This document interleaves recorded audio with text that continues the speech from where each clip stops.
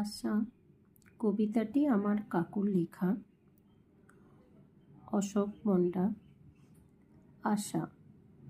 দেখতে গ্রহণ চাঁদের দেশে এলাম, আকাশ ফাটে হাসির কলতান, নরম শরীর তুফান তুলে মন, সন্ধে প্রদীপ নিভিয়ে ঘরের কোণে, জোনাকিরা ঘুমায় সঙ্গোপনে, নিশীথ জাগে রক্ত চোষা পাখি, আমায় তখন সকল দিলে ফাঁকি, তোর সেথায় কাটছে বসে দশের একাদশী, চাঁদ চলেছে ছায়ার পাশ ঘেঁষে, ফিরতে হলো শেষে, ছায়া তখন